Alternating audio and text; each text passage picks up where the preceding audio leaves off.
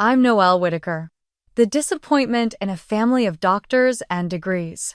I left med school, joined the army, became just a combat medic no one mentioned at dinner.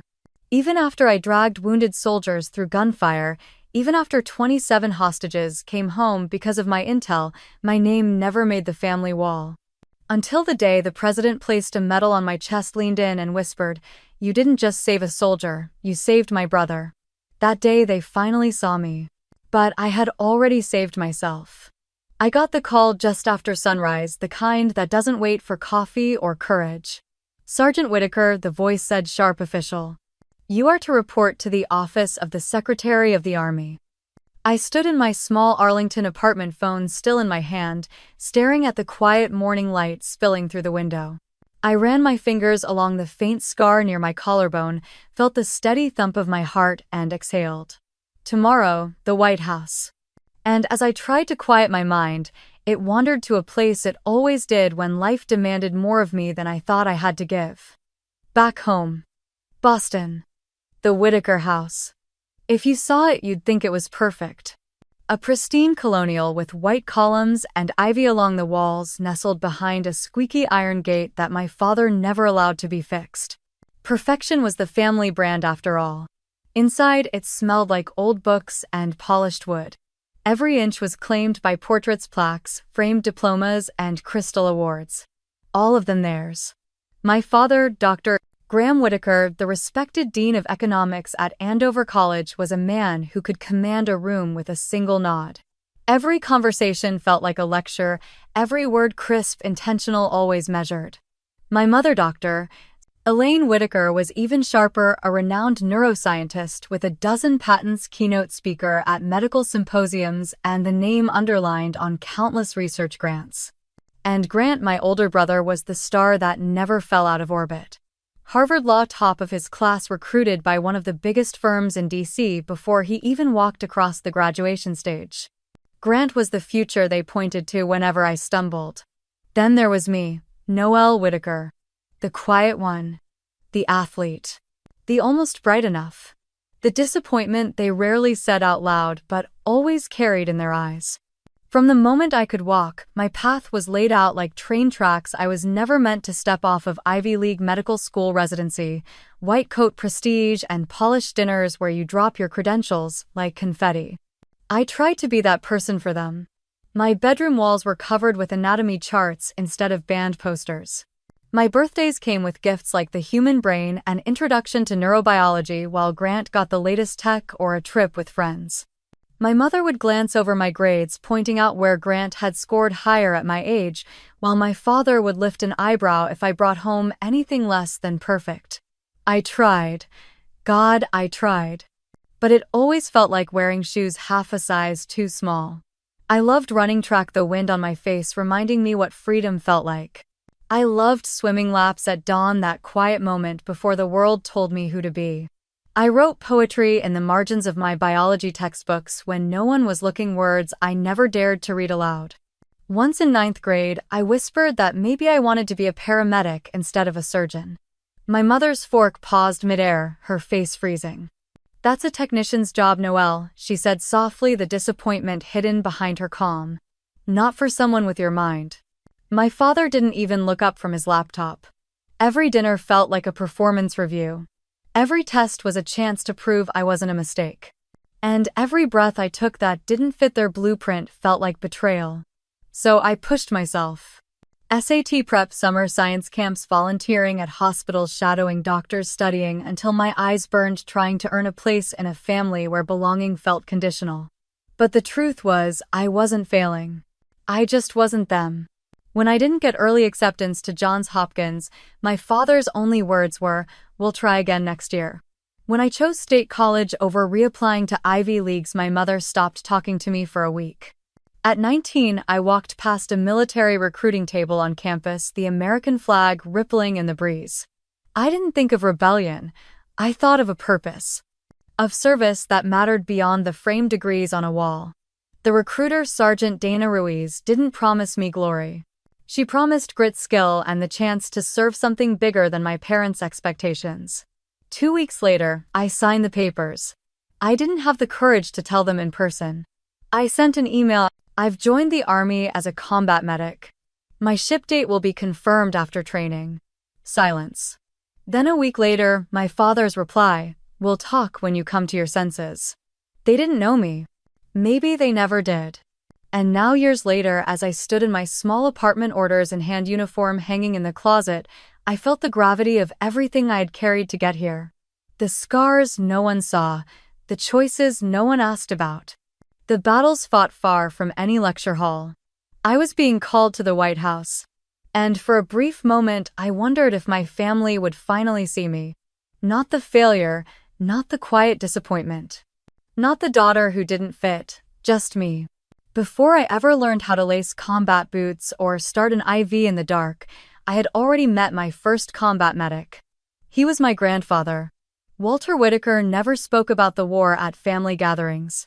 At Thanksgiving, he would nod politely as my father discussed policy papers or listen as Grant bragged about debate tournaments. When the family asked him about his career, he'd talk about hospital boards, research initiatives, and the health administration programs he led. But that wasn't the real story. The real story came out on quiet afternoons when it was just us sitting on the back porch with iced tea and chipped glasses, cicadas buzzing in the Boston summer heat. You know, he said once when I was 9 I wasn't always wearing a tie pushing papers. I looked up from the book in my lap surprised. Grandpa Walter was always calm, steady, the one person who didn't correct my posture at the dinner table or sigh at my B+ in chemistry. What did you used to do? I asked. His eyes drifted across the lawn to the hydrangeas lining the fence. For a long time he was quiet. I carried a bag, Noel, he said finally. Not a gun. A medic's bag. He told me how he landed in France in 1944, younger than I was when I enlisted, terrified and determined all at once. He talked about mud, about torn uniforms, about screaming men clutching at him while shells fell around them.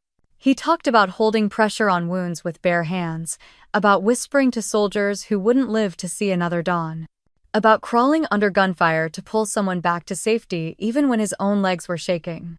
I didn't understand the details back then, but I saw the look in his eyes. Not pride, not pain. Something deeper, like a quiet truth he carried alone in a family obsessed with medals of a different kind. Late one evening, when the porch was dark, except for the porch light above us, he came back with a small box wrapped in cloth. He placed it in my hands. Open it, he said. Inside was a tarnished silver badge, a caduceus etched in the center. My medic insignia, he said softly. This was who I was, Noel. Before the degrees, before the offices, before the titles. I held it carefully, feeling the weight of it press into my palms. I saved lives not with research papers but with bandages in the mud, he continued.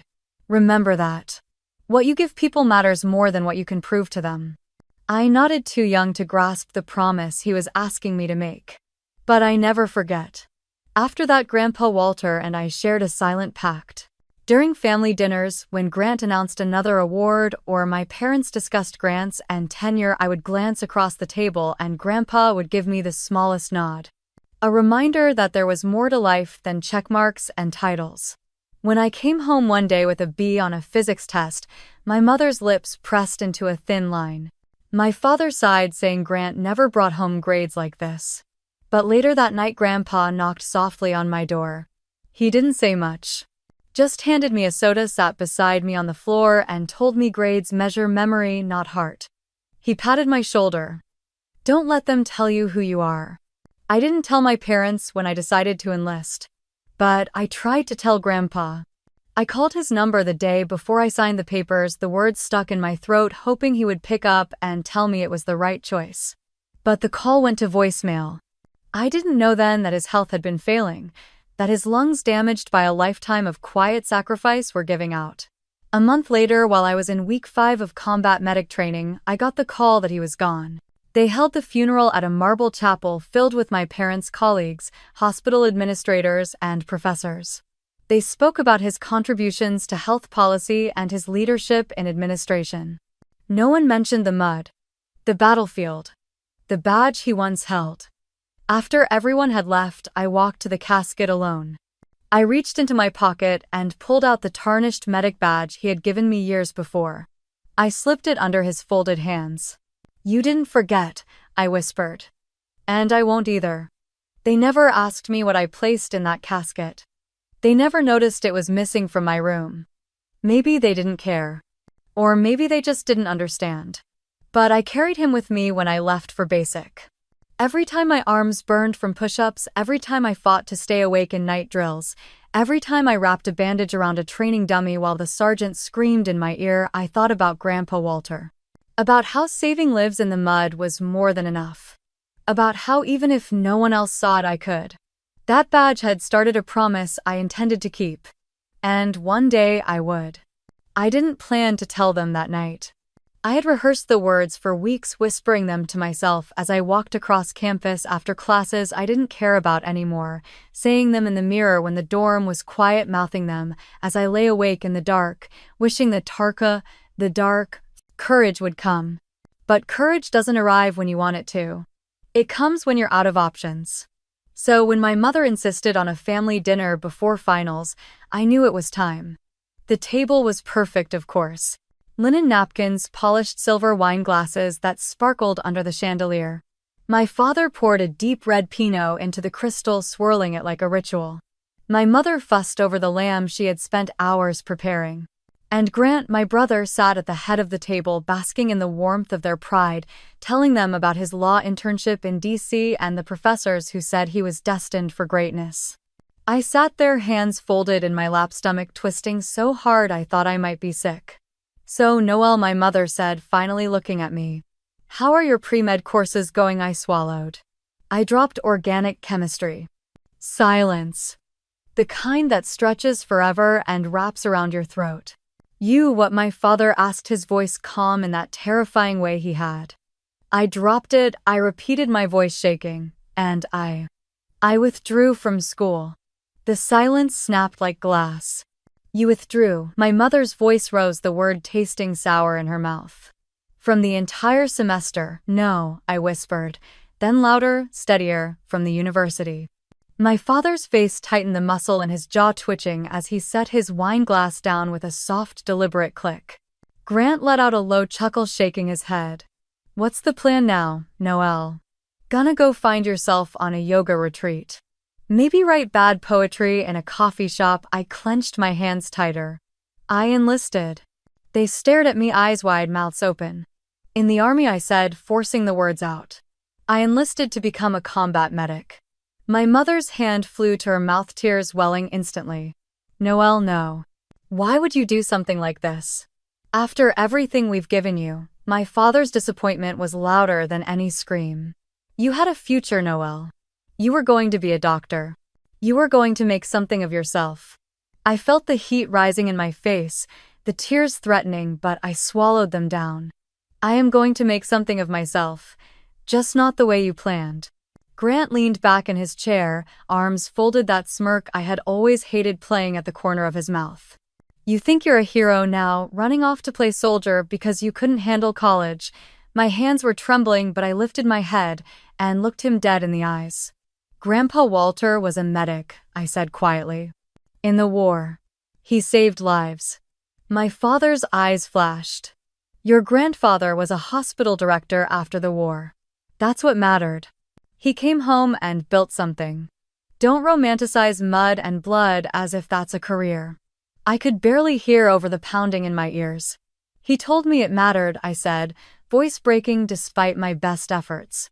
"He told me saving lives matters even if it's not on a resume." My mother's tears spilled over.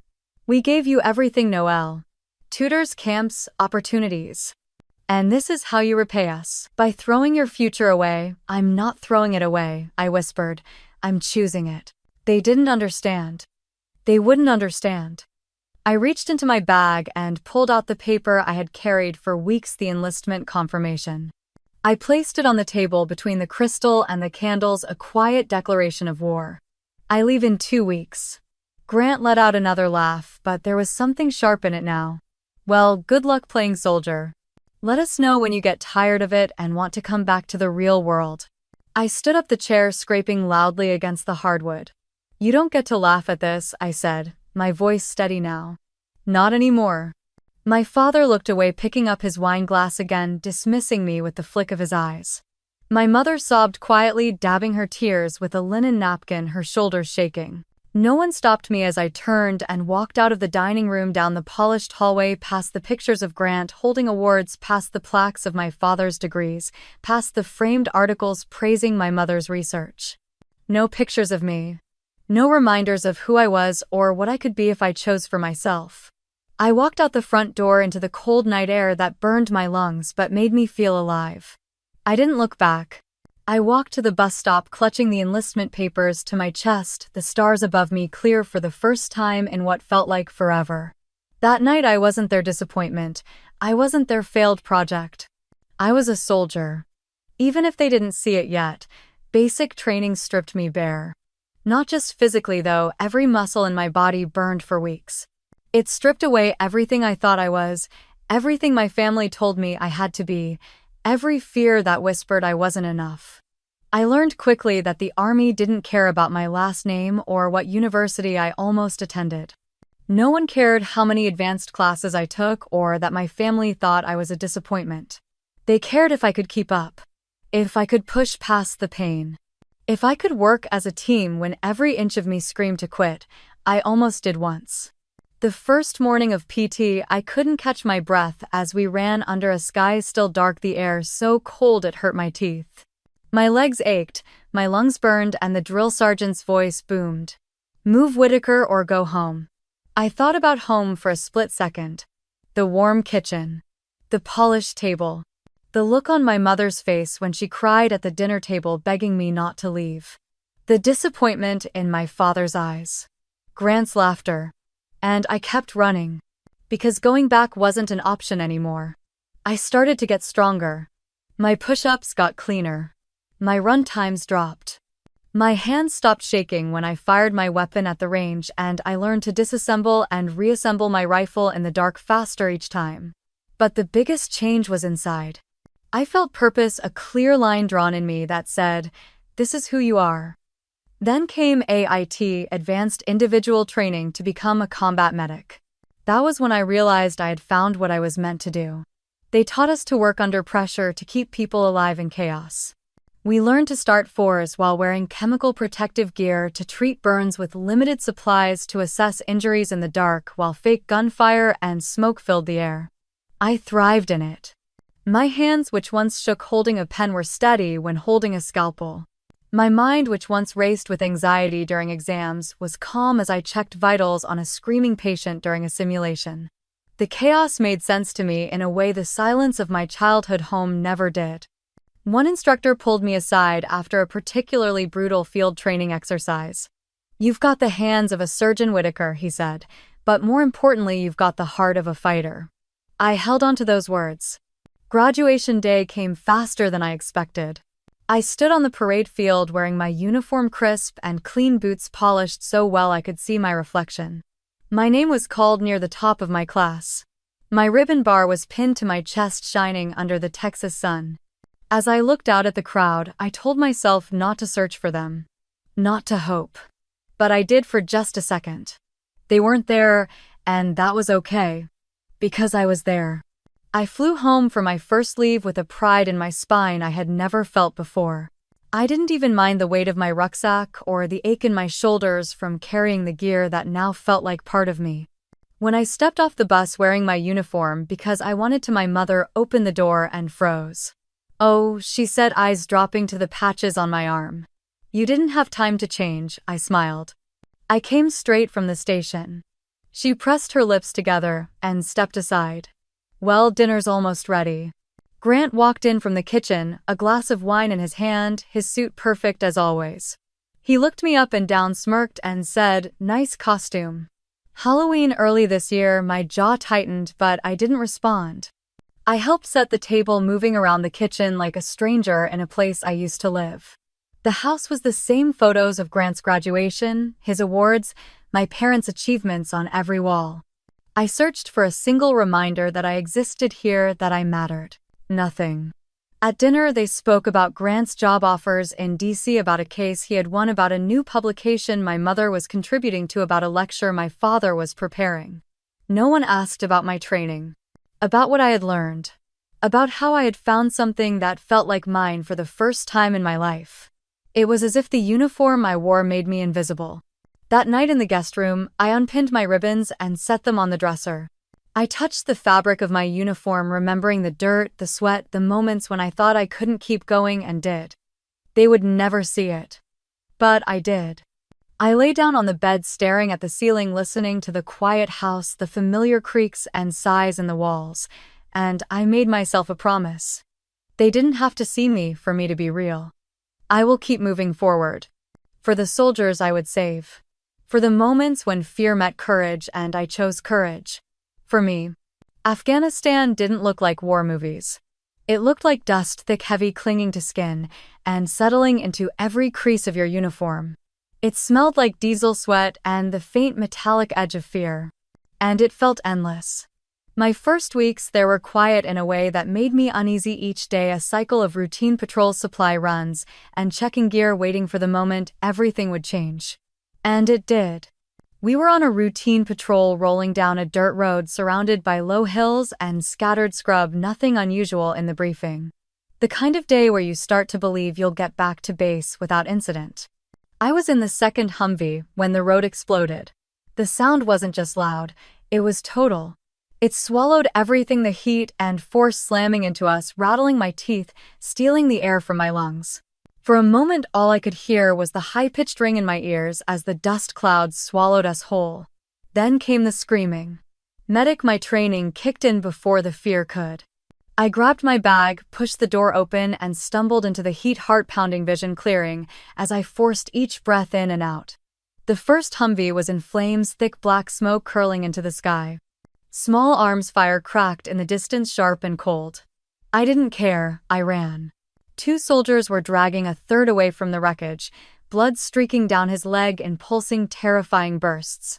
Femoral artery. I dropped to my knees beside him, ignoring the gravel, cutting into my skin, pulling on gloves with shaking hands that steadied the moment they touched the wound. Stay with me, I said, voice calm despite the chaos. You're going to be okay. Tourniquet high and tight. Pressure. Gauze. Blood soaked through, instantly hot against my gloves. Rounds popped somewhere nearby, dirt kicking up around us. I didn't flinch. I felt my world narrow to the beat of his weakening pulse, to the way his eyes fluttered, to the grip of his hand on my wrist, holding on like I was the only thing keeping him tethered to this world. Because I was. Minutes felt like lifetimes. When the medevac finally came, I had stabilized him enough to keep him alive, pumping fluids, whispering to him, keeping him awake. The rotor wash whipped the dust into a frenzy as we loaded him onto the bird, and I stepped back, my gloves sticky, my body shaking with adrenaline. As the helicopter lifted off, I realized I was still kneeling in the dirt. I stood, legs weak, heart heavy, watching the bird disappear over the ridge. Back at base, I sat on my bunk, staring at my hands, the blood dried in the creases of my skin despite the gloves, the smell still in my nose.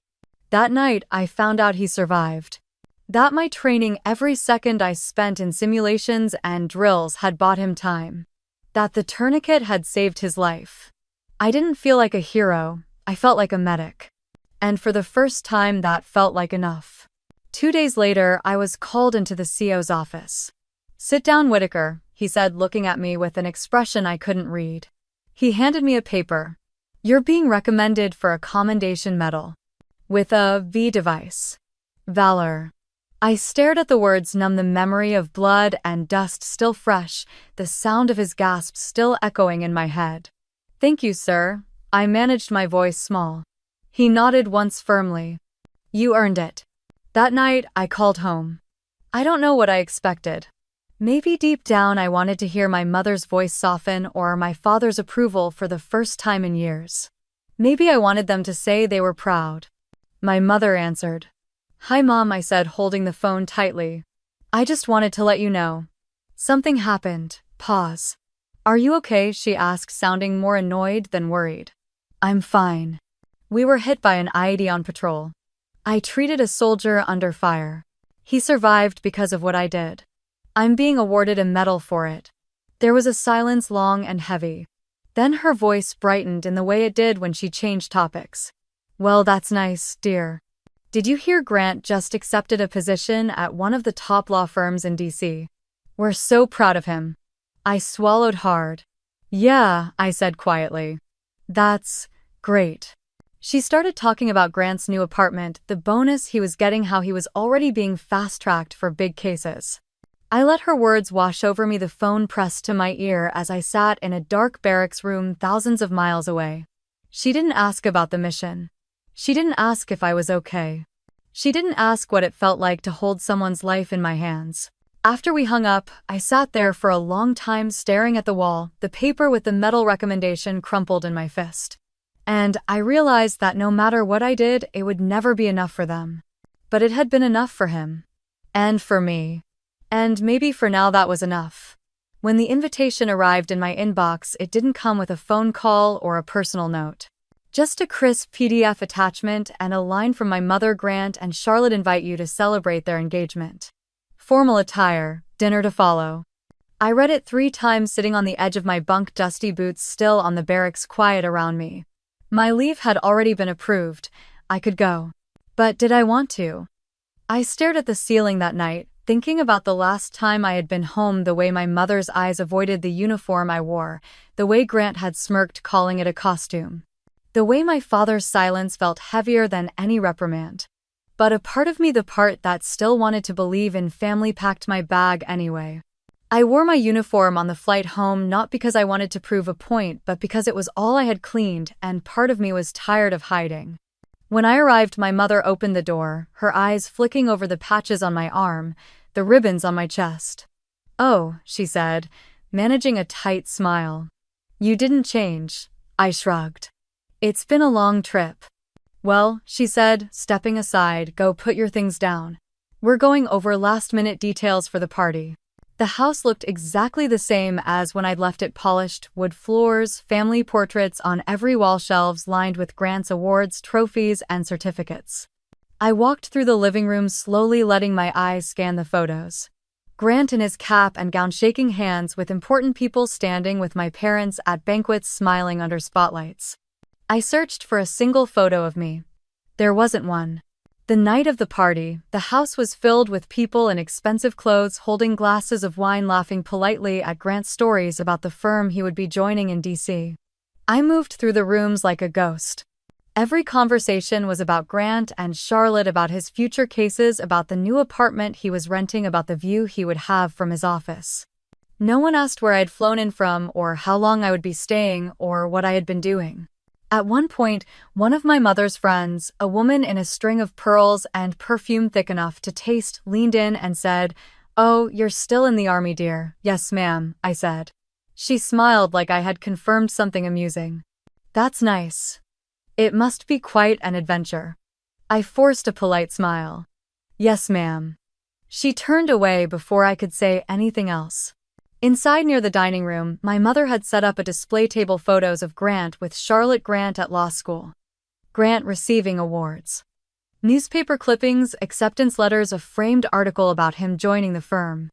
I stood there looking at it, all the candles flickering around the edges.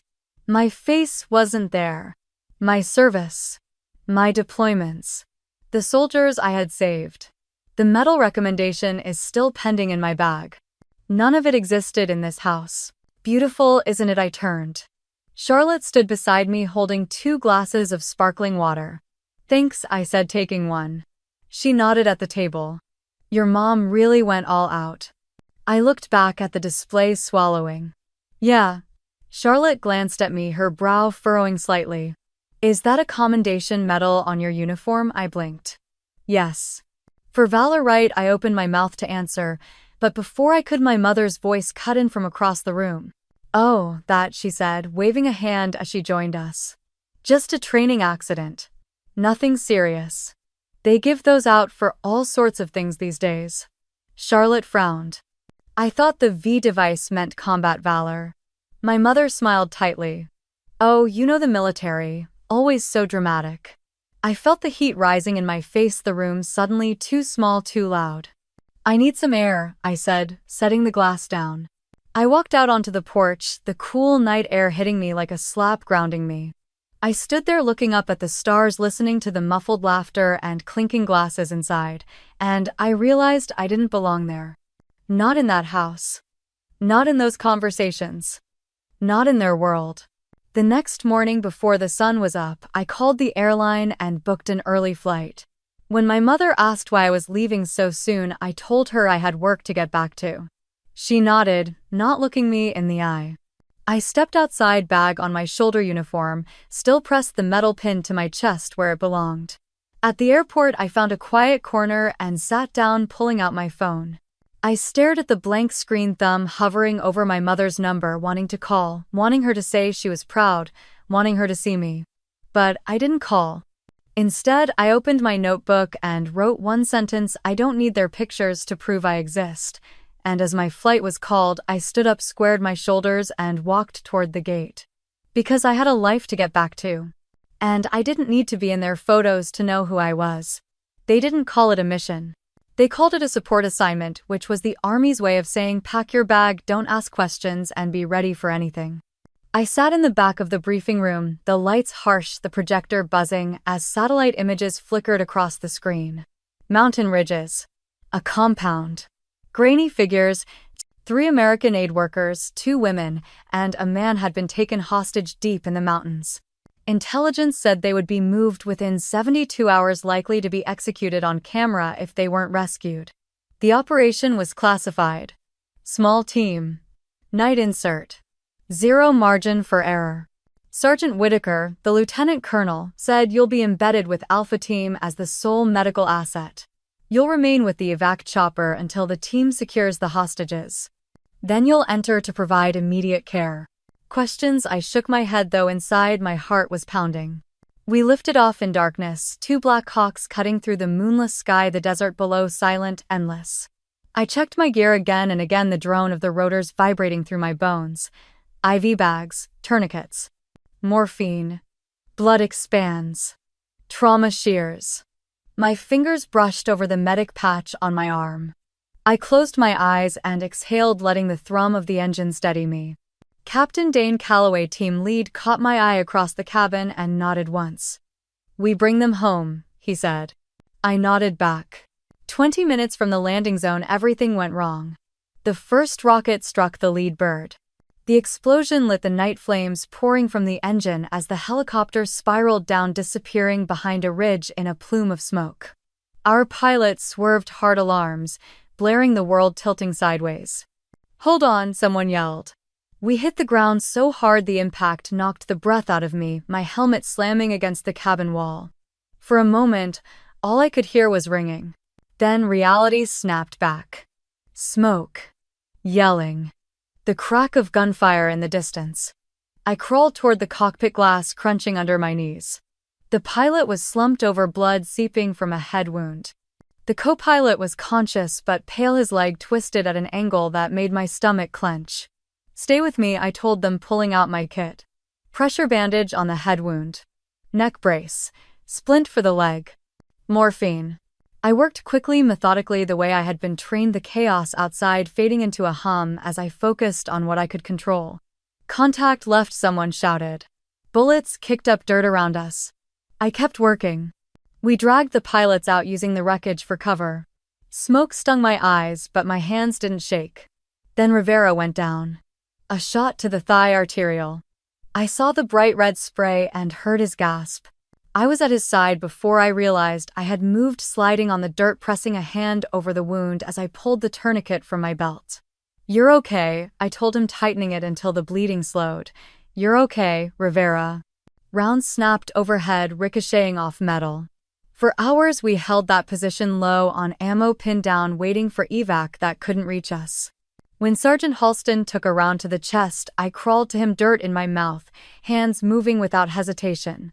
His lung had collapsed. I performed a needle decompression with a penlight clenched between my teeth for visibility, praying it would buy him time. Whitaker, Captain Calloway yelled. We need coordinates for an airstrike. I crawled to the ridge, bullets zipping past me, the world narrowing to the sight of enemy positions below. I radioed in the coordinates, my voice steady, even as a round tore into the dirt inches from my elbow.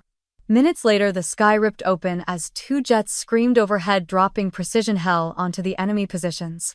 The ground shook. Silence followed. But it wasn't over. By dawn, we were running out of supplies, out of time, out of strength. Then it happened. Tanner 23 took a round to the abdomen. I dragged him behind cover, pressing hard on the wound as he gripped my vest. "Don't let me die," he whispered, tears in his eyes. "I won't," I promised, but deep down I knew. I worked for as long as I could, using everything in my kit, whispering to him, holding his hand until the grip went slack. He was gone. I closed his eyes, swallowing the scream in my throat. I didn't have time to mourn. Captain Calloway ordered us to move. We split into 2 teams. I led the wounded toward a secondary extraction point, dragging stretchers over rocks, blood staining the dust. For 48 hours, we evaded treated wounds, hid in caves when patrols passed, rationed morphine, and prayed. When the helicopter finally came, I helped load the wounded, collapsing into the seat, my legs screaming from shrapnel. I hadn't noticed my hands still sticky with blood. We lifted off as the sun rose, the desert below glowing gold. I didn't cry, I just closed my eyes and let the tears roll silently. Back at base, there were no cameras, no ceremony, just quiet. But what I didn't know then was the intel I had radioed during that hellish 48 hours led to a follow-up mission. 27 hostages were rescued because of what we saw, what we reported, what we survived. I hadn't just kept my team alive, I had given others a chance to live, and that, even without applause, was enough. They patched me up quickly. The shrapnel in my leg hadn't hit anything major, they said. Clean wound, straightforward recovery. "You're lucky," one medic told me as he stitched me up under bright fluorescent lights. I nodded, but inside I didn't feel lucky. Because while they could sew the skin, stop the bleeding, and give me pills for the pain no one could treat, what was happening inside my head? The nights were the worst. Even after I got back from the hospital to my bunk, I couldn't sleep. I would lie there in the dark, the ceiling above me blurry as I blinked, trying to push away the memories that came rushing back the moment I closed my eyes. The blast, the smoke. Tanner's hand gripping mine, the blood seeping through my gloves as I whispered, "You're okay," when I knew he wasn't. Sometimes I would wake up gasping for air, drenched in sweat, my heart pounding so hard I thought it would break through my ribs. No one saw those moments. No one saw me pressing the heels of my hands against my eyes, trying to erase the images of the canyon, the look in Tanner's eyes, the final breath. I tried to call home once. I don't even know why. Maybe I thought hearing my mother's voice would help, or that my father would say something that would remind me I was still me. My father answered. "Hello." His voice was distant, cautious. "Hi, Dad," I said, my voice sounding small in the quiet room. "You're out of the hospital?" he asked. "Yeah," I said. "Physically, I'm okay." He cleared his throat. "Well, maybe this is a sign, Noel, that it's time to think about what's next. Maybe it's time to consider something safer. Administration, perhaps." I closed my eyes, swallowing the words I wanted to say. "I'm not ready to stop," I said instead. He was silent for a moment. "Think about it." We hung up soon after, the empty dial tone echoing louder than any explosion.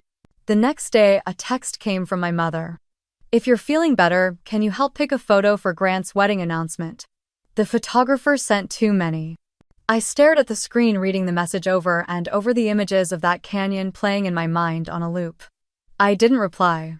That night, I sat on the floor beside my bunk, the lights off, the quiet pressing down on me.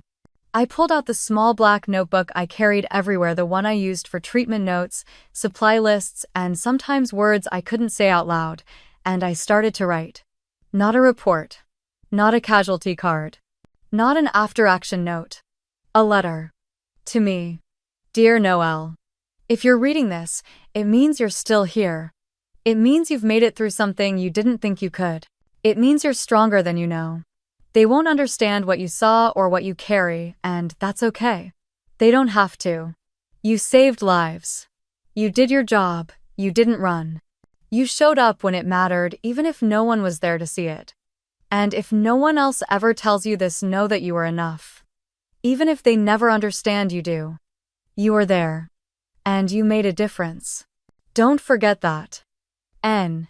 When I finished, I closed the notebook and pressed it against my chest, letting the tears come quiet and steady. Not because I was weak, but because I was still here. A few days later, during a therapy session, a nurse suggested I speak with a chaplain or a counselor. I'm fine, I told her, forcing a smile. She looked at me, seeing right through it. Noelle, even the strongest soldiers need someone to help carry the weight sometimes. I didn't answer. Because, in my world, asking for help felt like admitting failure. So I kept it all inside, letting the silence and the sleepless nights become my normal. It wasn't until weeks later, when I was back on light duty helping in the recovery ward, that I started to see what healing could look like. Captain Rodriguez, who had lost both legs to an IED, rolled into the therapy room, eyes sharp. "You're Whitaker, right?" he asked as I adjusted his wheelchair brakes. "That's me," I said. "I heard about what you did in Nightshade," he said, his voice low. "You kept your team alive. Even when it looked impossible." I didn't know what to say, so I just nodded. He smiled faintly. "You know, it's not the medals that matter," he said. "It's the fact that when everyone else ran from the fire, you ran toward it." His words stuck with me long after he rolled away. That night, I opened my notebook again and added one more line: "If no one else sees it, I will." And I meant it. Because even if the wounds inside me were invisible, they were real. But so was my strength. And for the first time, I let myself believe that was enough. They told me I was cleared for duty. My leg had healed well enough, the stitches long gone, leaving a pale scar I sometimes traced with my fingers during sleepless nights. The nightmares were quieter now, but they never fully disappeared. The Army wanted me back, but this time I chose how I would serve. I put in for a transfer to Walter Reed. Not to run from war, but to fight a different kind of battle. The war that came after. The first day I walked into the recovery ward, I smelled antiseptic and heard the low hum of machines, the occasional murmur of nurses moving between beds. But underneath it, I heard something else. The silence of men and women who had given pieces of themselves in places the world would never know. I saw it in the way they stared at the ceiling. In the way they gripped the edges of their beds during therapy, sweat rolling down their faces. In the way they flinched at sudden noises, their eyes darting toward doors, always assessing, always waiting. And I saw it in myself, reflected back in the sterile glass of hospital windows. I started as an assistant in physical therapy, helping patients learn to walk again, to use their new limbs, to adjust to wheelchairs and prosthetics. But it became clear that healing wasn't just about muscle and bone. It was about the mind. The invisible wounds. The weight we carried long after the bullets stopped. So I stayed late researching recovery models, studying trauma therapy methods, and rewriting training plans to combine physical therapy with trauma-informed care. I didn't ask permission. I just did it. Because I knew what it felt like to wake up gasping for air. I knew what it felt like to walk through the day with the memory of a final breath in your hands. And I knew that sometimes you needed someone to see you as more than your wounds. Colonel Patricia Wright, the head of the department, called me into her office one day. She tapped a folder on her desk, looking at me over her glasses. "Your program is working, Whitaker," she said. "Your patients' recovery rates are higher. They're engaging, showing up for therapy, asking for more sessions. Whatever you're doing, keep doing it." I nodded, my heart steady, the same way it had been under fire. "Yes, ma'am." As I turned to leave, she added, "It takes a soldier to heal a soldier." I closed the door behind me, letting those words settle deep. One afternoon, I was helping a young Captain Rodriguez who had lost both legs to an IED. We had spent the morning working on balance drills, him learning to adjust to his new center of gravity. Sweat poured down his face as he pushed himself harder than any protocol required. "You good?" I asked. He looked up, breathing hard, but his eyes were sharp. "They tell me you're the medic from Nightshade." I froze, the air thick for a moment. "That's classified," I said quietly.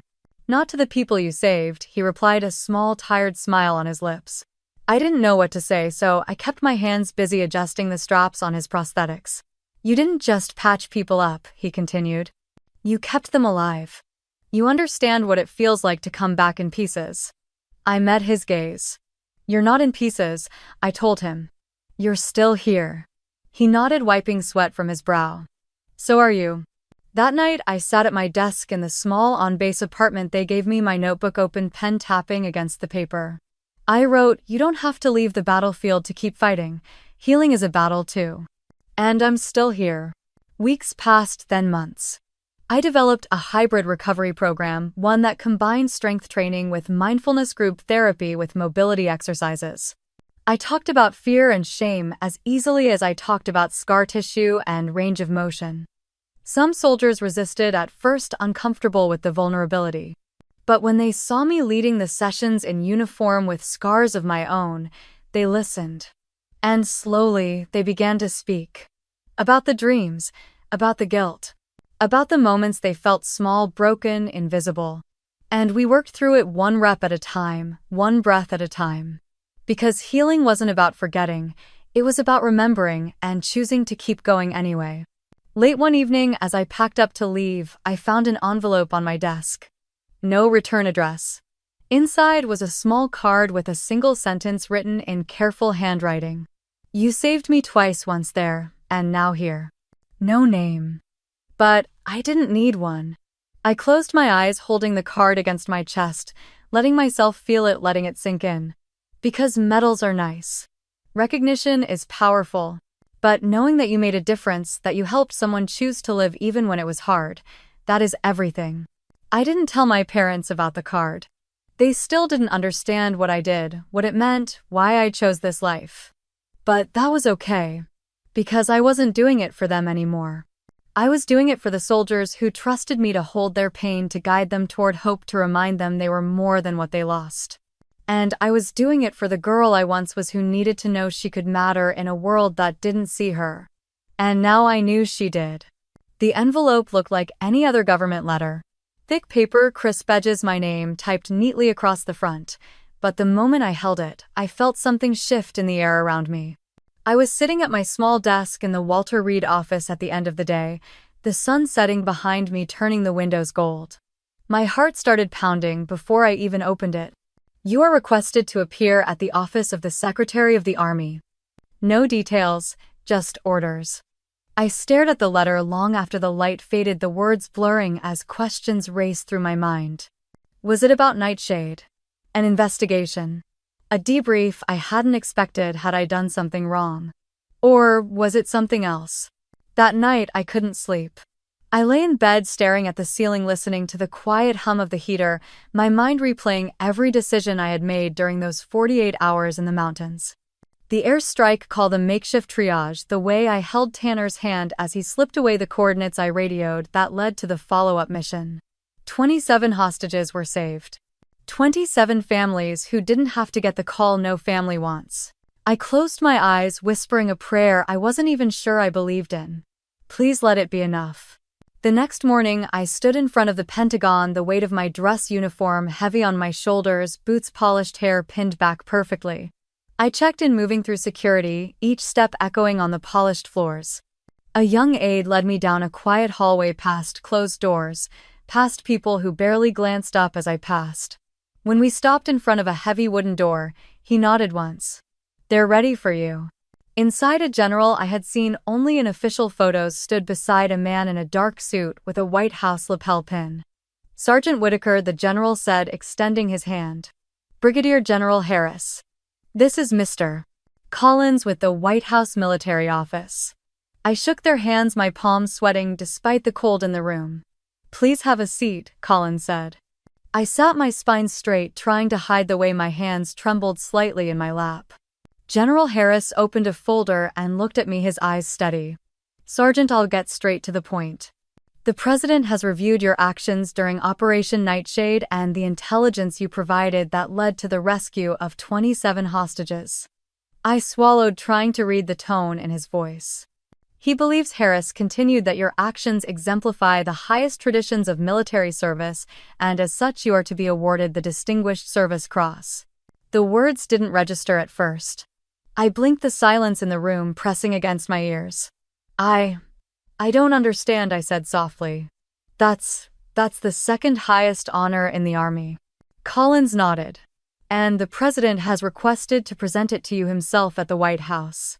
My mind flashed to all the moments they didn't see, dragging wounded soldiers through dust and blood, calling in an airstrike while bullets cracked past my helmet, pressing a hand over a wound that wouldn't stop bleeding, whispering, "You're okay," when I wasn't sure they would be. I remembered the silence on the other end of the phone when I told my mother I was getting a commendation, only for her to change the subject to Grant's new job. I remembered the empty seat at graduation, the family photos I was never in. And now here I was being told the president wanted to thank me. When I left the Pentagon, the air felt different. I stood outside, the winter wind biting at my face, the letter in my hand, the world moving around me as if nothing had changed. But everything had. Because for the first time I let myself feel it. Pride.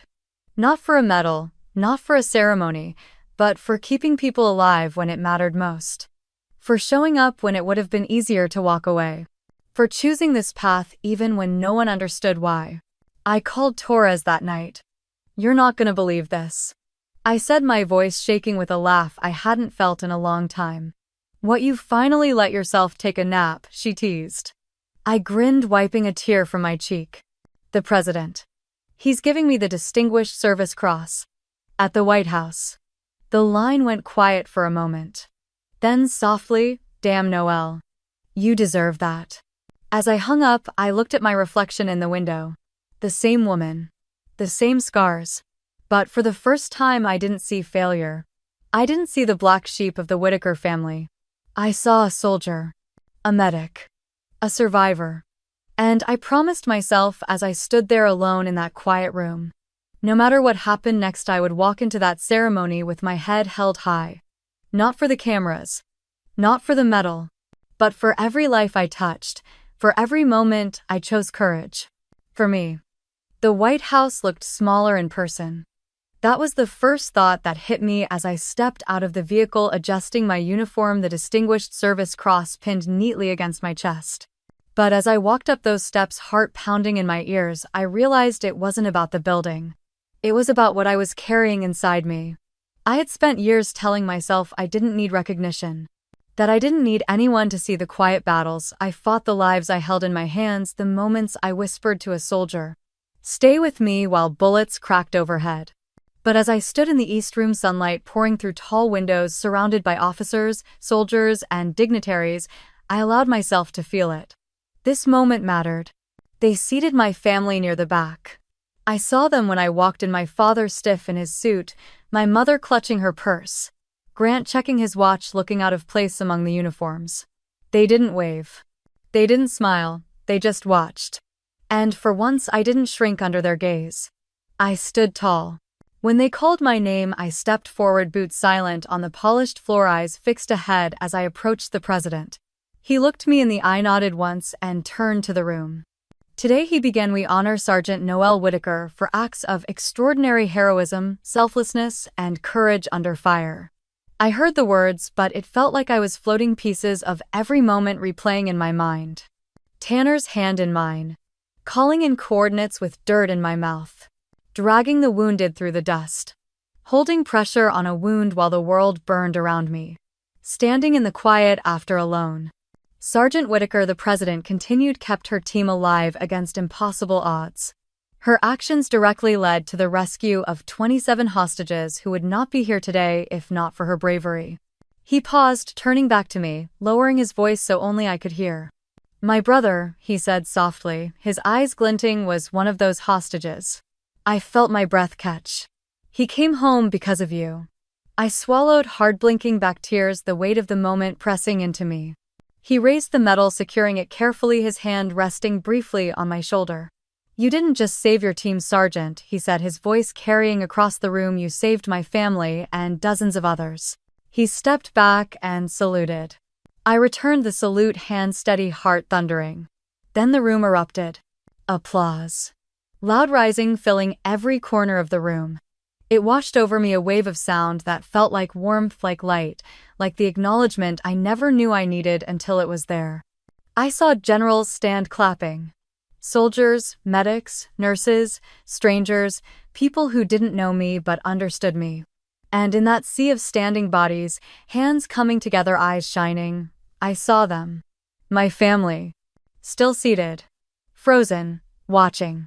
I met my father's eyes, and for the first time he looked away. My mother's lips trembled, her eyes glistening, her hands gripping her purse so hard her knuckles were white. Grant's mouth was slightly open, the smirk gone, replaced by something like realization. But I didn't look away. Because this was my moment. After the ceremony, people approached me, officers with tears in their eyes, parents who had lost children, young soldiers who whispered, "Thank you for what you did." One woman holding a small child pressed a hand over her heart. "My husband was one of the hostages you helped rescue," she said. "He's home because of you. Our daughter still has her father." I hugged her, tears finally slipping down my cheeks. "Thank you," she whispered. "No," I said softly, "thank you." In the corner of the reception, I saw my family hovering, unsure, out of place among the rows of uniforms. I walked over, my boots steady on the marble floor. They all turned as I approached. My father opened, his mouth closed, it then finally spoke. "I didn't know," he said quietly, his voice rough. "I didn't understand." My mother reached out, her hand brushing my sleeve. "We should have been there for you," she whispered, tears spilling. Grant looked at me, swallowing hard. "I'm proud of you, Noelle." I nodded, letting the silence hold everything they couldn't say. "It's okay," I said, my voice calm. "You don't have to understand." Because I did. And for the first time that was enough. That night, as I lay in a hotel room, the city quiet outside, the medal resting on the bedside table, I closed my eyes and let myself feel it all. The fear, the grief, the strength, the pride, the truth. I didn't need a room full of applause to know my worth. I didn't need the president's words to tell me I mattered. But standing there in that moment, as the world finally saw me, I let myself be seen. Not as a disappointment, not as a failure, but as who I truly was. A soldier, a medic, a survivor. And for the first time, I allowed myself to believe it fully. I was enough. After the White House, everything felt quieter. The world still moved fast, missions, training cycles, soldiers rotating in and out of Walter Reed, but inside me something had shifted.